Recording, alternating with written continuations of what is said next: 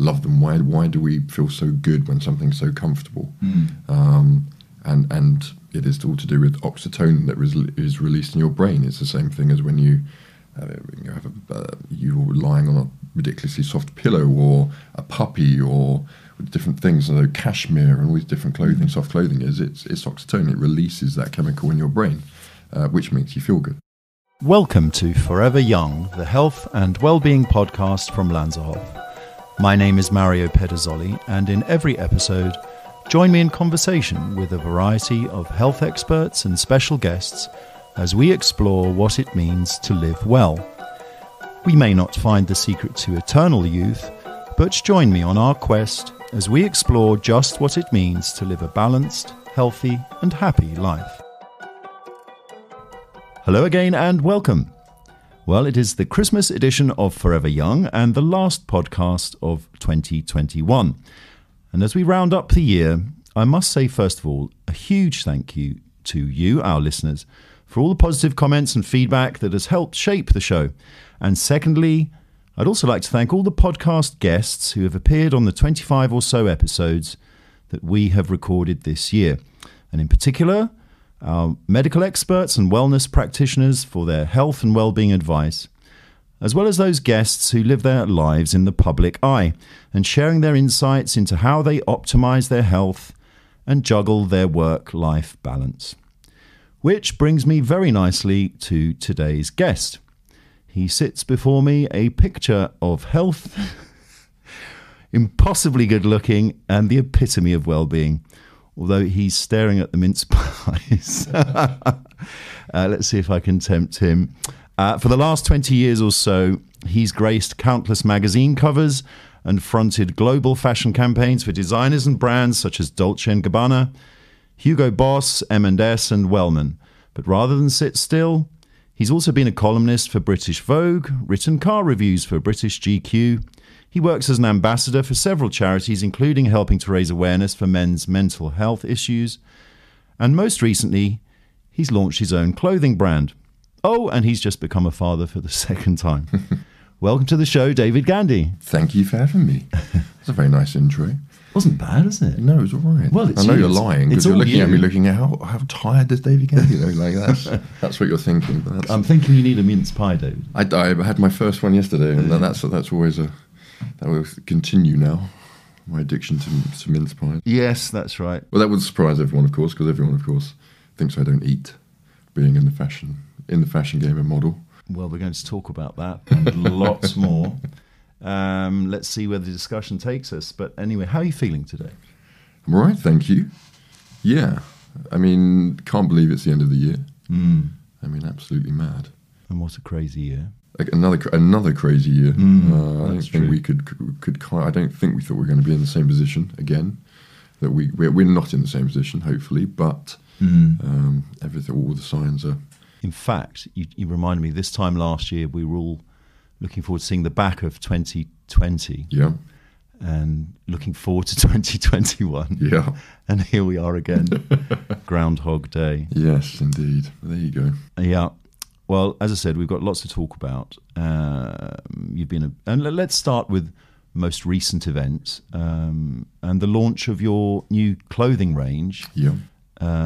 It's not just a shameless plug, David Gandy Wellwear, but congratulations that I think, with your approach to your brand, and there are a lot of synergies with a Healthy Living podcast, actually. But tell us why you took the plunge and started your own business in such a fickle industry as the fashion industry, but obviously one you know very well. But it looks from a distance a very tough industry to crack. It is a tough industry, very, very tough. Things are constantly moving. The way people are shopping, the way people are marketing, digital media, target marketing, all these different things. You've got to keep ahead of it. To be honest, I've been working with a lot of brands, sort of with collaborations and not even collaboratively, just being the model. That's been 20 years. I've been 20 years in the industry. So the collaborations I've done over the years with other brands has really taught me what I needed, what I wanted to know. So the idea of having my own brand probably came about 10 years ago. knowing that I wanted to. That was my goal. I'm a big believer in setting a goal. But of course, I had a name. I'd been in the fashion industry. I'd done a few campaigns, but didn't know how to run a fashion brand, how to start, how to design. So that's when M&S approached me, and I thought, what a great learning curve, and that's where I learned for 6-7 years. Factories, design, lead times, labels, everything. Well, when you put it like that, this all makes perfect sense as a natural evolution of your career, I guess, because you've been learning on the job.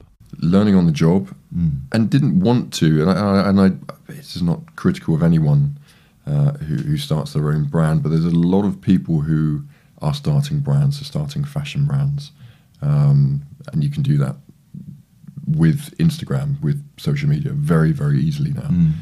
But I didn't want people to think that I hadn't sort of gone and learnt the business.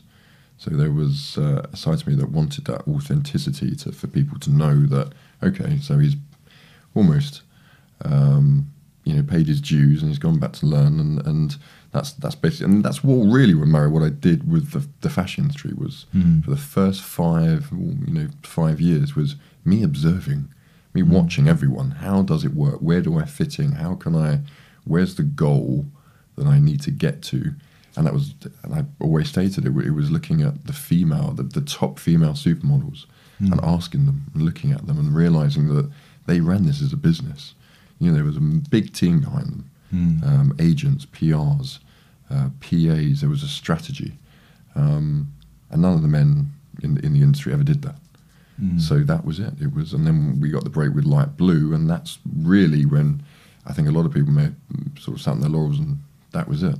But that to me was a stepping stone for me to be able to move, to go on and build this platform for other guys to follow. And that's exactly what I did with the branding, with my own brand, with the own clothing line. So M&S proved to be, when he did the collaboration with David Gand, the autograph, sleepwear, loungewear, hugely successful. But I still wasn't 100% in control of where I wanted that brand to be, where I wanted it to go. M&S are a wonderful brand, but they're also a massive corporation, so you can't move quickly. Everything which we can probably start at David Gand Wellwear with our very lean but team is very quickly. We can put something into works in 2 weeks that would take 6 months of. That must be very refreshing, actually, to make a decision and see it come to life. I mean, I have to pay for that, but that's the difference. Yes. But of course, so that's the side of running your own, being the founder and creative director of their own brand. But it's about teamwork. That's my biggest thing, and I have an incredible team there. You're on your website, I think the aim of Wellwear is you're enabling people to live happier, stress-reduced lives with a greater sense of well-being and style. So tell us a bit about the range and why people are comfortable in your range. So we looked at what I did with M&S was try to make the softest, most comfortable essentials, and that's what we've expanded with Wellwear. But we're merging for the first time sort of well-being and fashion. So I went back to look at scientifically, why do we wear certain items of clothing? Why do we love them? Why do we feel so good when something's so comfortable? And it is all to do with oxytocin that is released in your brain. It's the same thing as when you're lying on a ridiculously soft pillow, or a puppy, or different things. So cashmere and all these different clothing, soft clothing it's oxytocin. It releases that chemical in your brain, which makes you feel good. And that's basically it. That's why we have this. And we'd lost this. I believe in many ways, thanks to the sort of the digital social world, we had lost this, sort of feeling with clothing. It wasn't about buying the best quality, the most stylish, the most comfortable. It was almost about getting a picture that would stand out online for one time, for that one instant. And people, and of course we've got this other side of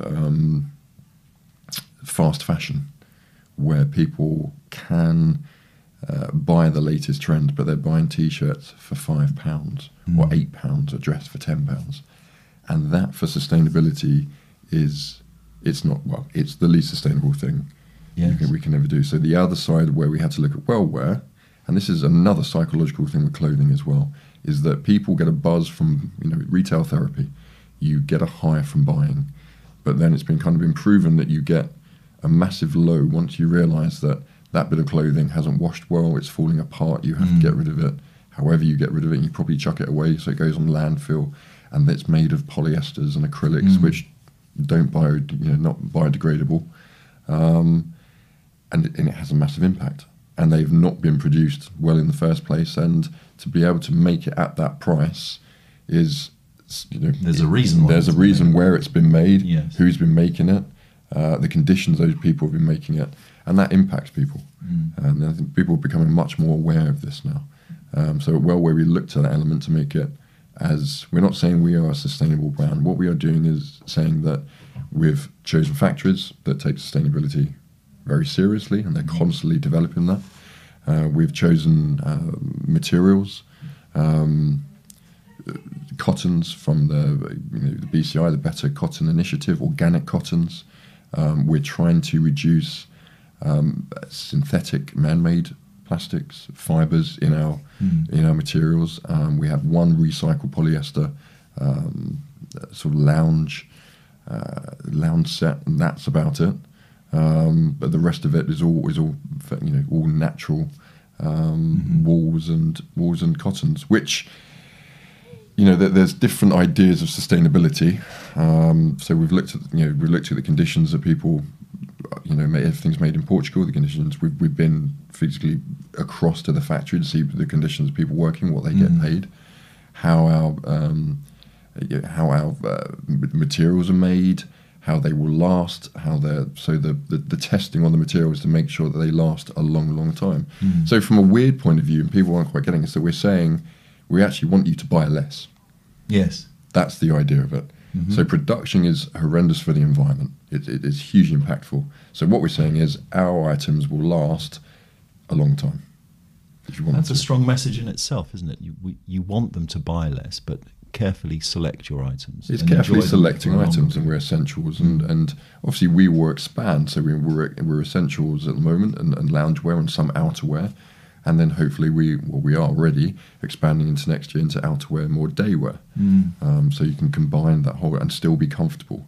Again, going back to that comfort, sort of wellness element is.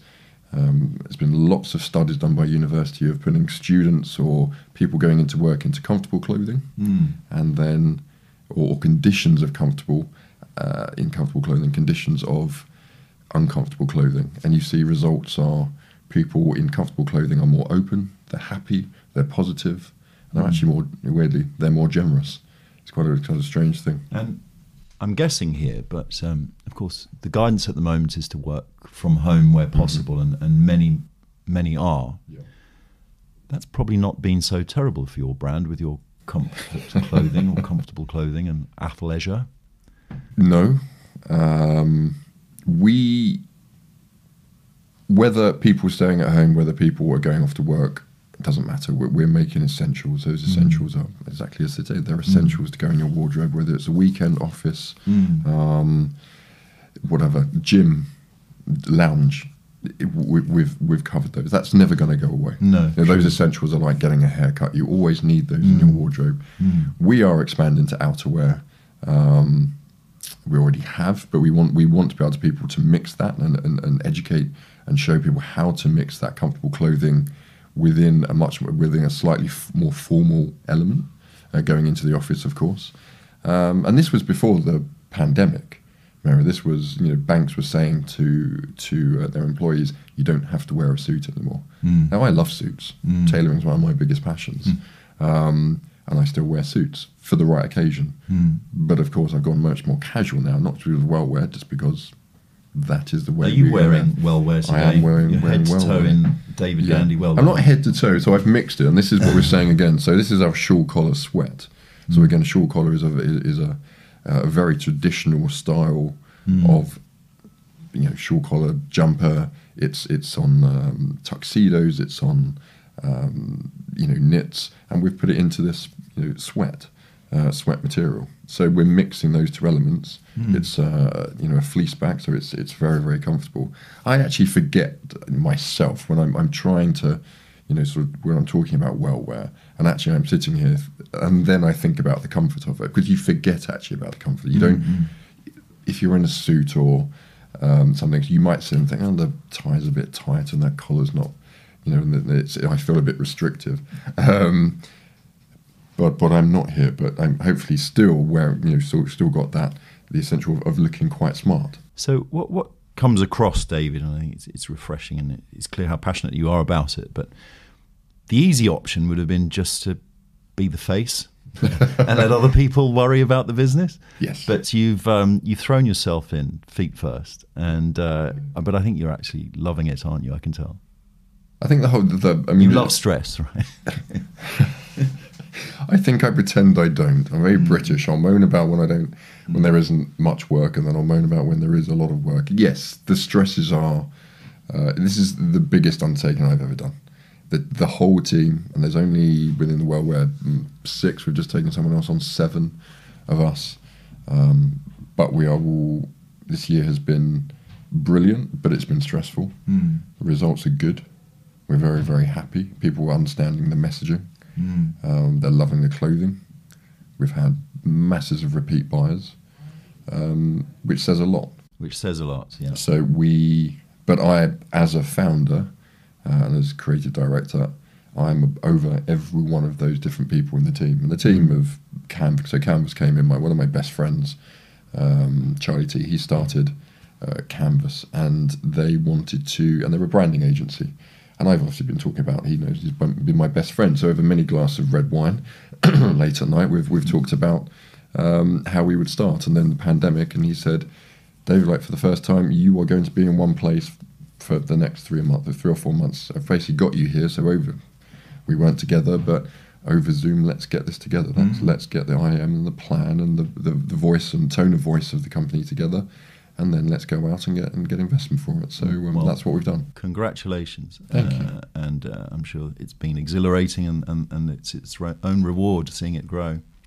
Yes, yeah, that is the great thing at the moment. Yeah. So you thought you'd launch at the same time as you became a dad for the second time. Yes, yeah.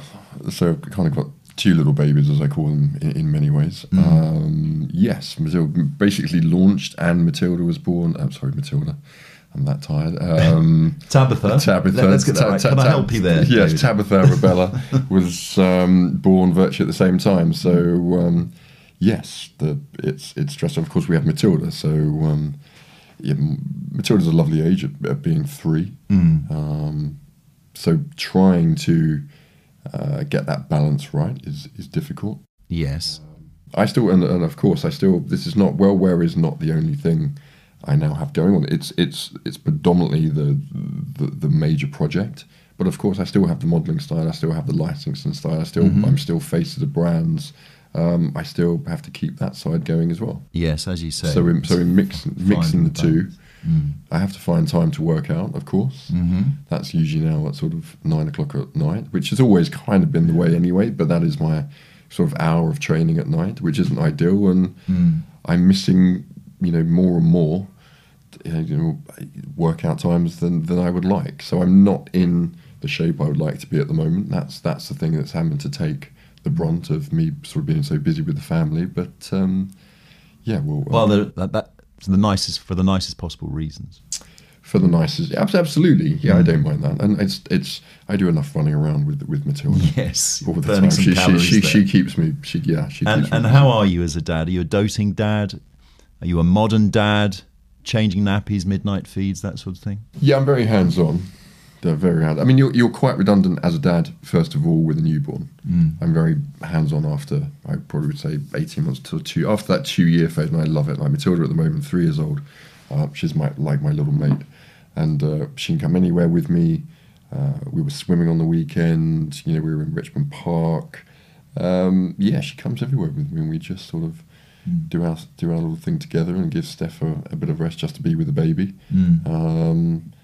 And yeah, so I would probably say I'm definitely not as strict as my mum and dad, but I'm still, I say a little bit stricter maybe than Steph in many ways. Maybe I'm not, but you know, it's you learn on the job, is it? There's no manual. There is no manual. That is the amazing thing. Yes. I mean, you have a baby, and then the midwife and nurses come out and sort of check that you've got a car seat. You put the child in, and then you're off. You're off. And I think should I have not done a few exams for this? You know. So yes, and I think the parents listening, in that wonderful early phase, the first few years of your children's lives, of course, the quality of sleep is affected for everybody. Yeah. How are you coping with that? I'm not too bad because I'm a terrible sleeper, which I advise people never to be. Sleeping repairs your body, sleeping repairs your brain. But I've also been travelling around the world with the job in fashion for 20 years and before that. So I've always sort of, for 20 years, I've been jet lagged. And I've just learnt to, whenever you can get 20 minutes nap or 20 minutes sleep anywhere, whether be it quickly on a plane or you know, dash to a hotel room and have a half an hour nap to then carry on. And that's literally what I'm doing at the moment. Is I will be out during the day or doing with the businesses, and then sort of coming home, picking up Matilda, bathing her, putting her to bed, and then having 20 minutes before then I do another half an hour of work to make sure I've caught up. I go to the gym, I do the shopping, I come home and I cook myself dinner, and then carry on working, and then go to bed.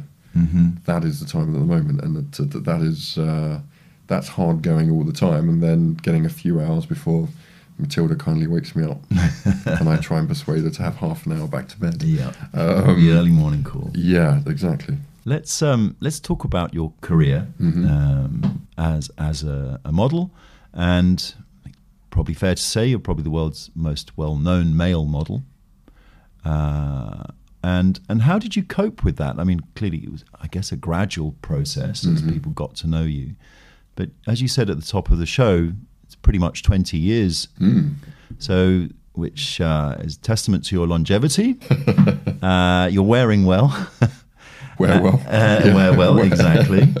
It all makes sense now. Yeah. But tell us about that journey as a young man to today, and I think you're quite open about this. You're 41 now and looking great on it. So tell us about the whole period when you look back on that whole career, which is still going. How do you feel about it all? And I don't reminisce that much. I have to say that everything within fashion, you're always working forward. You're always working to the next season, next campaign. I've always sort of done that, and because of the way I think and the way I set goals is, my one critical side of myself is that I don't sometimes enjoy the moments. I'm always worried about. There's a bit of an imposter syndrome. Worried about the next thing. Is this the last campaign? Is this the last one? I wish someone had told me back in 2006 that don't worry, the light blue will be going for 15 years. Yes. And then I might have relaxed a bit more. But then that side of it, I didn't want to relax. That's the constant push behind me, is that little sort of voice in my head. But no, I mean, to start with, I never thought about coming to the fashion industry. I won a competition that a friend put me in for. I then came out, I went straight in the industry, didn't know anything about it. So it wasn't the master plan? It was not the master plan. But then I could see where they could presumably be. A good-looking bugger as a teenager and annoying. No, not mates. No, not at all. No. I was not that. Definitely not that. No, I went through I always played sports. Was a very sporty child. That's what I could do. I wasn't hugely academic. But I went through like sort of puppy fat stage, which I think a lot of teenagers do, and then sort of shot up when I was sort of 17, 18. To like, it literally was overnight to like 6'2", and then you're quite gangly and awkward. So then you start going to the gym, and you start working out, and everyone thinks I've sort of worked out because I got into fashion, I got into the industry. That's absolutely not true. I did it for how I wanted to look, how I feel healthy, and that was being slightly bigger physique and slightly more muscular. and that's the way, for my well-being, for my mental well-being, I've always wanted to be. So yes, we sort of went, and that's in the industry as well. So when I was came into the fashion industry, is that there was this very androgynous, skinny. Yes, there sort was of feel to it, yeah, and to some degree, kind of still is a bit, but there's it's gone was back to then. it. There's a better balance now, Mary. But at that stage, the Dior guys, the Gucci guys, and everything. So I didn't fit in at all. Of course, I wasn't that particularly big, but I was just getting bigger. So a lot of the time, the advice was, don't get any bigger. You're not fitting into the clothes. You're not. I was pulled off of runways because I didn't fit the clothes quite often. Right. Went into going fittings, and they was like, our samples don't fit you. And you're not talking about I was a big guy, okay, I was 6'2", but a lot of models, but I was just probably over, I was a 40-inch chest. It's a very normal size to be. But of course, in sample sizes in fashion, you're too big. And then things progressed. And I was doing very well on the sort of catalogue commercial side, but it was not what I wanted to do. And we had to change that around. So I approached Tandy Janssen, who's the head of Select Model Agency, and she said, guys would kill for what you're doing at the moment. And I said, it's just not what I want to do. I said, I'll give this up because yes, I am travelling, but I'm not working who I presume with the best photographers. I'm not producing anything that is going to last, imagery that is going to last. I've seen, the big models doing, the Ralph Laurens and the Dolce & Gabbanas and the Armani, these images that are going to last forever. And she said, fine, okay, you have to give up everything, all of your work, because we have to change how people perceive you in the industry, because they're seeing you as a catalogue model. So now they have to see you as an editorial campaign model. And we did that. And then I shot the Dolce & Gabbana campaign. I was then in Milan to do their show, and we heard that they were negotiating on something which was a new fragrance, which turns out to be light blue. So I was flying from Milan to Naples, and next thing I know, I was on a boat with Mario Testino and shooting a light blue. And then, you said it probably progressed slowly, but actually after light blue, it didn't. It was thrust straight into the limelight. We went from... That was a game changer for you, was it? Yeah, people not knowing who I was to they didn't know my name, but then we had 10 press calls of who is this person? Can we have an interview? And we weren't set up for that. I didn't have press. I didn't have PR. We didn't know what we were doing, but I knew we needed to take advantage of it, and that's what we did. But then it was about not being the guy in the Dolce & Gabbana advert, not being the light blue guy. It was you need to David Gandy, and I talk about this. Yes, I guess until that point, no one was even asking you for your opinion on anything. You were just no, absolutely. I was just a clothes horse. I just turned up, and someone did my hair, and I was told to either clean shave or do this, and go and wear those clothing and stand there, and that's what you did. I didn't like that, of course. I didn't like that whatsoever, and then that gradually changed. Of course, some people have an eye for it, and you can do it, mate. It doesn't suddenly matter that you've been in the industry. A lot of people can be in the industry for 20 years and still not have a clue how to put outfits or styles or colours or design together. And it's not fashion. That's another thing as well. A bit with Wellwear. I've been fortunate to be giving a number of stylish Men of the Year awards all over the world, and that the name is in the clue is in that style. It's not fashion, and I've never fitted into that fashion style of what's trendy. Don't ask me. No idea. I wear what suits me. Style is enduring, isn't it? As opposed to fashion, style lasts, and fashion and trends. Yeah, and I've always said to people, don't follow trends, set trends. And they said, well, what do you mean by that? And I said, listen, if you buy a jumper that from a vintage store that is stylish and fits, yes, it might not be what is perceived as trendy at the moment, but if it looks good and it's stylish, it looks good on you, it fits your body type, people will only comment that it looks good, and then they'll follow. And there is a point to anything, is that people follow. It's pack mentality. So of course you sometimes can get this element, especially among men, is the mickey taking. So you'll wear something that isn't in the pack, something slightly different. and they'll go, "Ooh, what are you wearing?" And you take a bit of joke, but a lot of what those guys are thinking is, "That looks good. Where'd you get that?" Now, men are much more open. Before it was all a Mickey take and they wouldn't do it. Now it's like, I notice the men go, "Where'd you get that from? Where can I get this?" And then we're allowed to be like that. Yes. That has opened up for men and fashion. That we're allowed to talk about clothes and wellness and moisturizers and all these different things. Can you imagine what our dads would have thought of all of that? My dad has changed as well, and sort of sends me pictures of stuff that he's bought. It's usually because it's an absolute bargain. He loves a bargain, of course. But yeah, and I've taken him home and said, "Dad, what do you use for shaving? What do you use for this?" And I'm fortunate enough to work with makeup artists, and I get sent a lot of stuff. And I said, "Dad, try this," and the same thing, and he does. So we're all secretly basing, and we all, whatever our partners are, if they've got creams, everything else. As men, we all know we use them. We don't like to talk about it, but we all know we try the under eye wrinkles and the moisturisers. We just don't admit it to each other. You speak for yourself, Gandhi. I know you've spoken about this in the past, and where you've said you've had to occasionally battle the stereotype that maybe and maybe you would judge. Clearly, you're someone with opinions. You're never sitting still. You're always evolving to the next stage, as we said earlier. And you just launched your business, so you clearly have an eye and an understanding for business. That must have been very frustrating.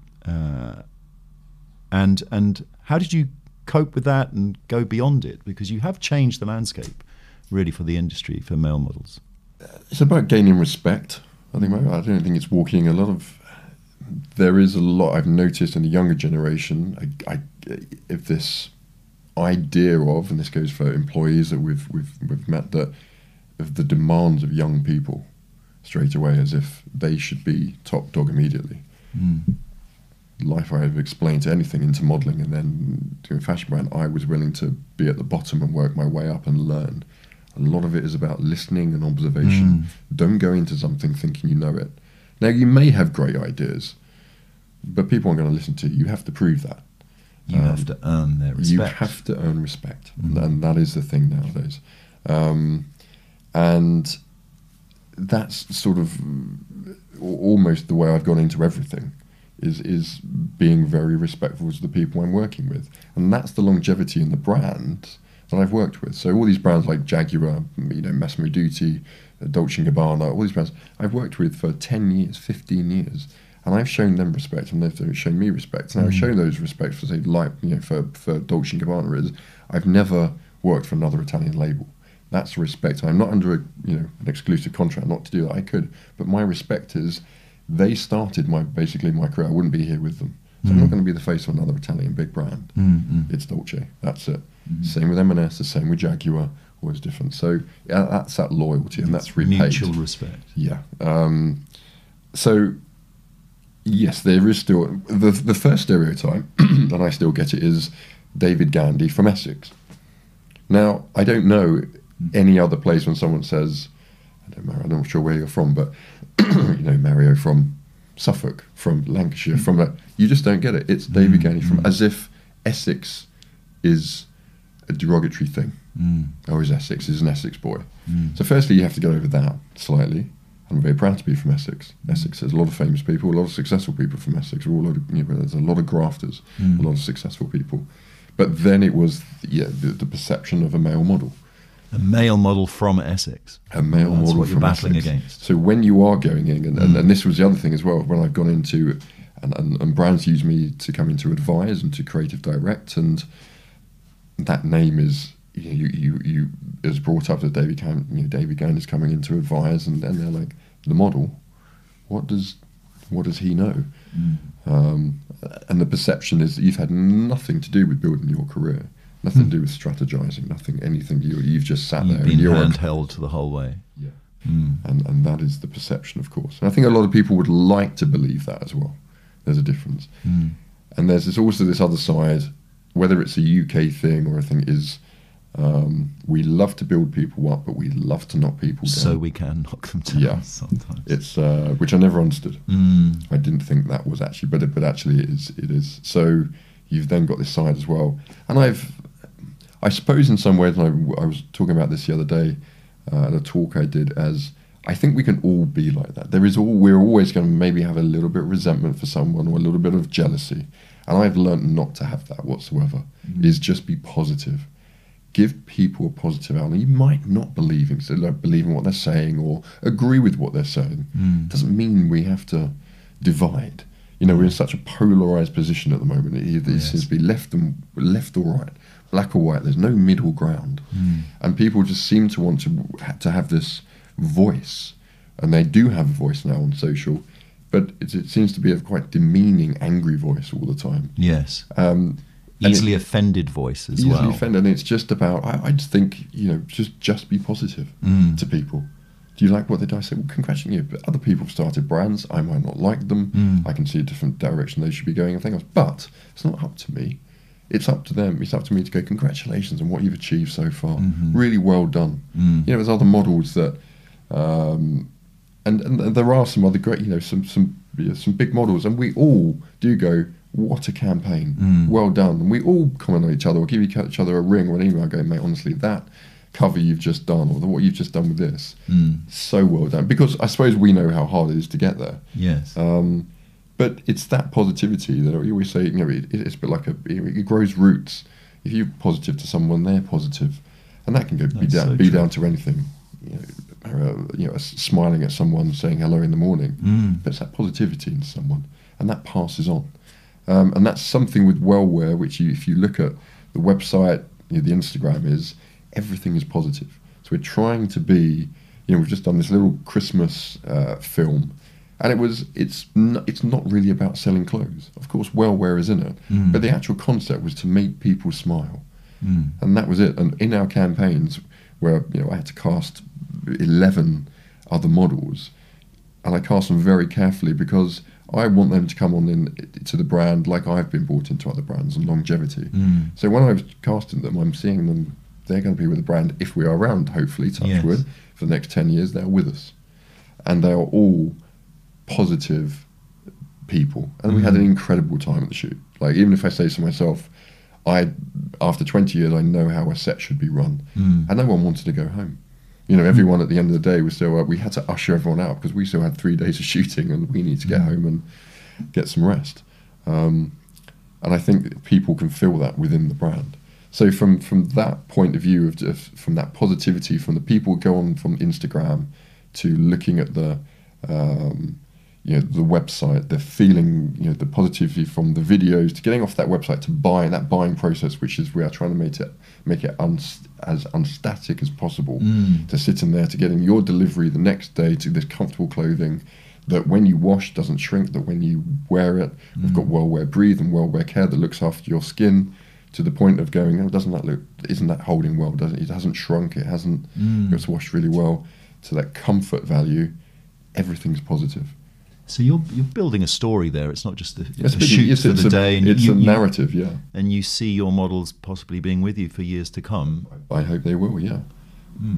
A lot of the models from Wellware have got a lot of work, and they've gone on to, do great things from shooting this last year. That's where we'll see, they'll be very expensive. So we'll see what their loyalty holds. Exactly. Remind them the break you gave them, David. But that's why we chosen. Is because I'm a big believer in it didn't matter, how it mattered how they looked, of course, but it was actually what they brought to what they said to me in the view as well. Let's talk about your physical condition and your training generally and your health.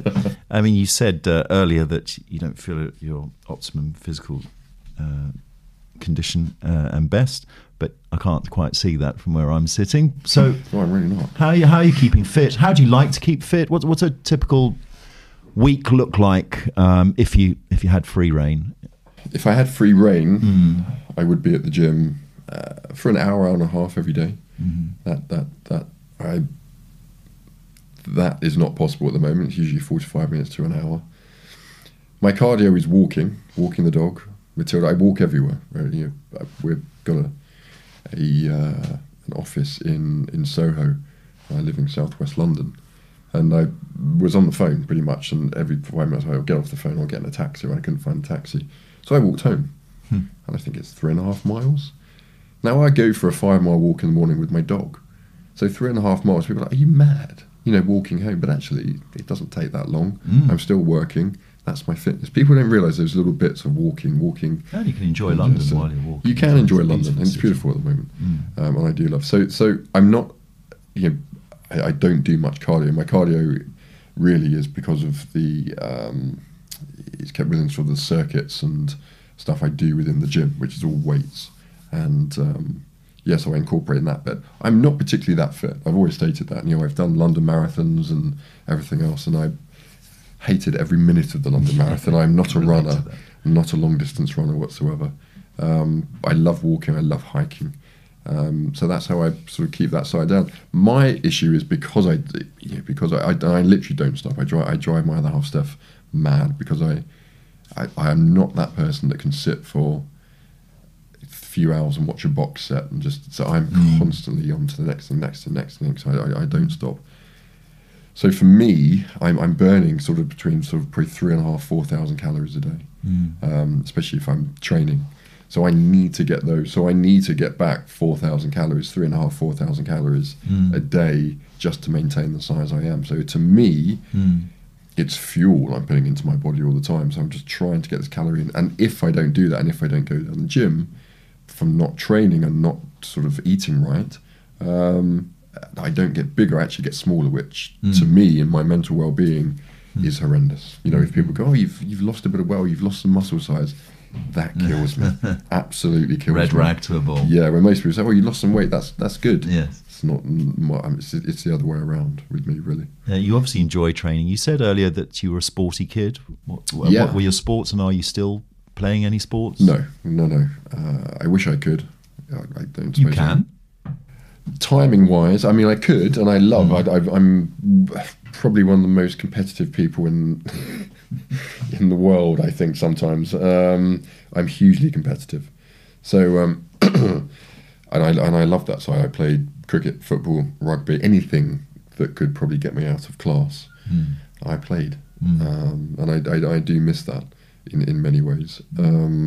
I think it's where the gym side comes into it, that competitive edge with myself, still being in there. I race cars and sort of, I don't have much time to do that, but if I can do that, that's what I do. So yes, I'm not, I wouldn't say I'm in great physical, sort of, and you can feel it as you get older, you can definitely feel that. Well, yes, let's talk about that, shall we? You're in your 40s now, 41? 41, yeah. 41. Not far from being 42, to be honest. Okay. And do you feel, how different do you feel, where do you see the difference compared to your 20s and 30s? Remember, this is a family show. Yeah.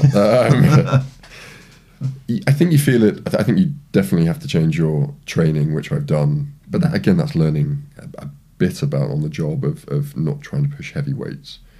Heavier. And I've done that, and I've had injuries. The injuries then, shoulders and biceps and chests, and not from warming. Haven't warmed up, haven't warmed down. So I've changed that a lot. So I actually feel sort of slightly better. I've got degeneration of the discs in my spine. I've always had sort of back problems, which I've had to sort out. So yeah, it's just age.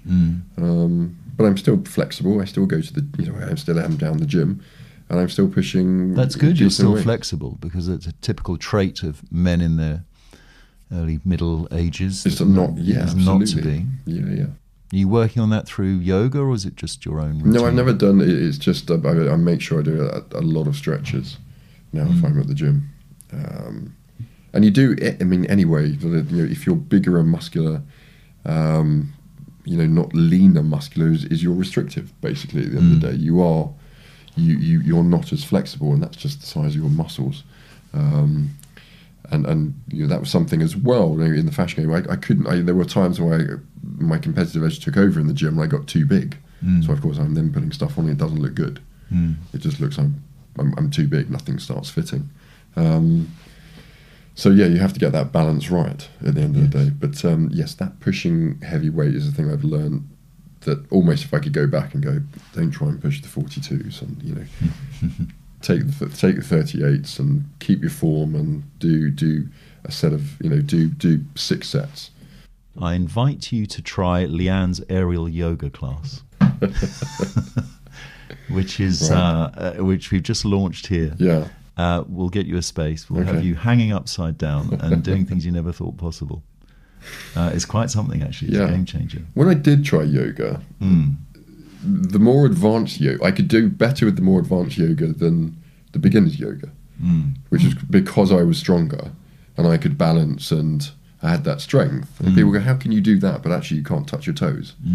And that's when I first did yoga and I realised that I was unflexible. So I have sort of manipulated myself and done much more stretching. I say I'm sort of flexible. But things start to go. You even at the gym, things as the older you get, you feel a bit of ache in your elbows or ache in shoulders again, and you have to maintain that and be very careful. Something I've learned is not to push it. I seem to make noises so if I go as I sit down or get up again.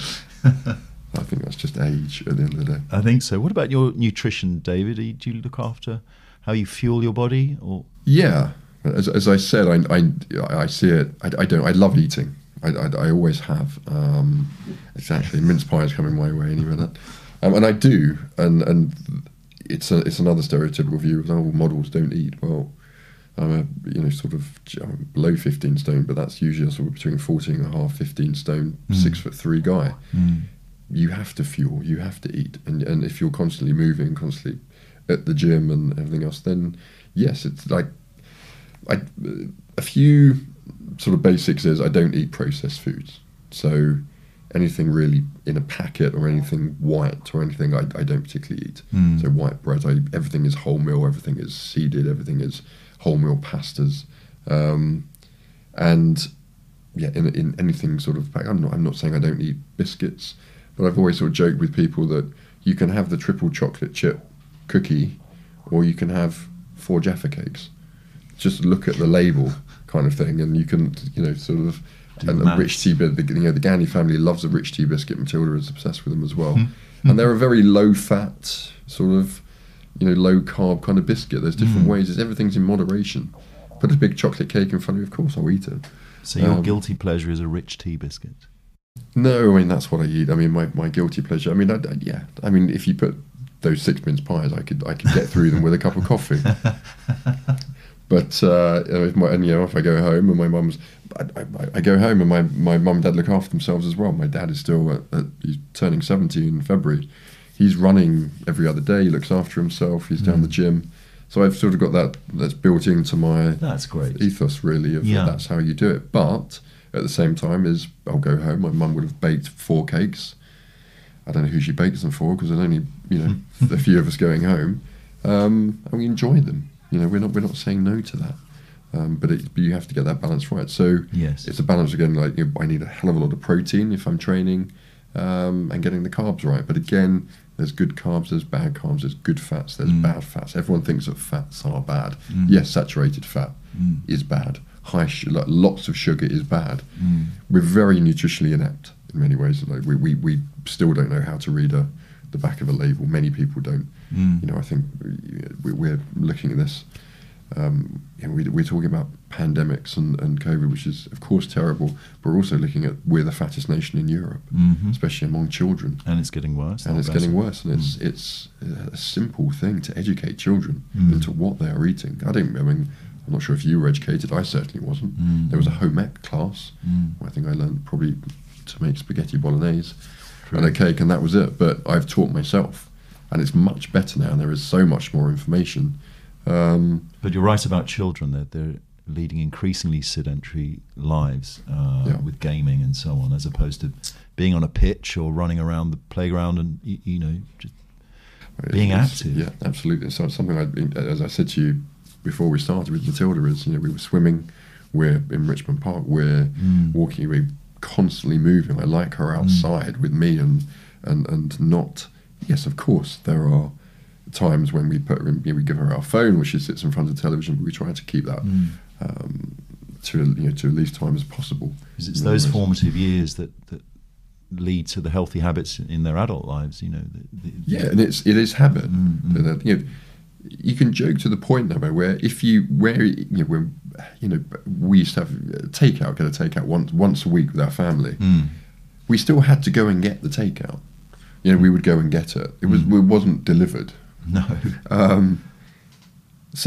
And now we sit there and it's delivered to our door. We don't even have to move out the seat. We just have to go to the front door. Frightening when you think about it. And it's scary, when you're seeing this, and it's that convenience.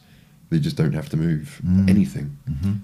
A cab, you still used to have to walk down the road and try and hail a cab. Don't need to do that anymore. It arrives right outside your door. Everything is that convenient, which is brilliant. But you've got to see the side of that. The other side of that is people are not moving less. And of course, we're looking at a time now where we're even saying, don't go in the office. So don't go and walk for the bus or the tube or the train or the cab or the car. Don't walk up those tube steps. Don't walk up that escalator. Stay at home. For me, that's a really scary side. That is scary, yeah. If you break that down. And for mental well-being, that's which, as you mentioned, I talk about a little bit as well, is the side of going in an office and being amongst people. And it might be that little chat with someone, that little drink after work, that lunch, whatever, is people also can keep an eye on people. Now we're all in the office. Now you might see someone on a Zoom meeting for a couple of hours a day, but how is that person the rest of the day? We're talking about men need to talk. Everyone needs to talk, but men especially need to talk. We are rubbish at it. We are. And I always said that's a great advice. Is there anyone to listen, or is anyone actually listening? And you can talk about how you feel, and are people taking that on board and listening? And of course, we're all saying now, don't go into the office. So are you talking less?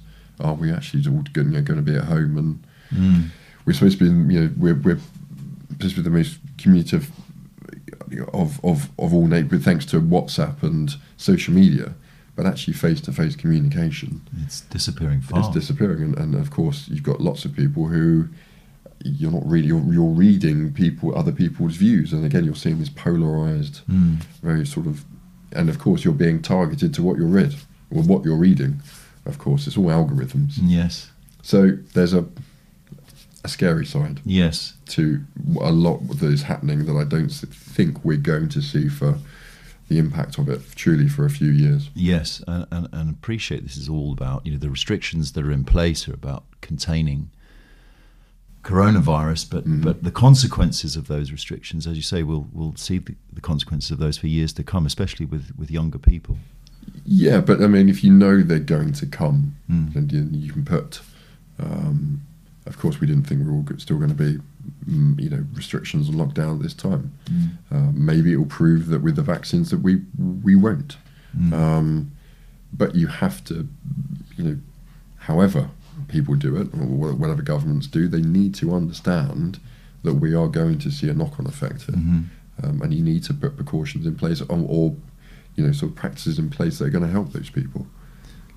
David, it's been wonderful talking to you. What are your plans for 2022? Good question. Yeah, I mean, as I said, we're still working.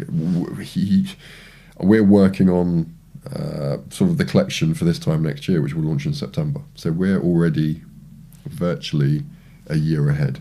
So we know what's coming out in February. We've done April. We know what's coming in summer now. That's just the collection. We have all the marketing and all the target marketing and all the campaigns to be able to have to put this together.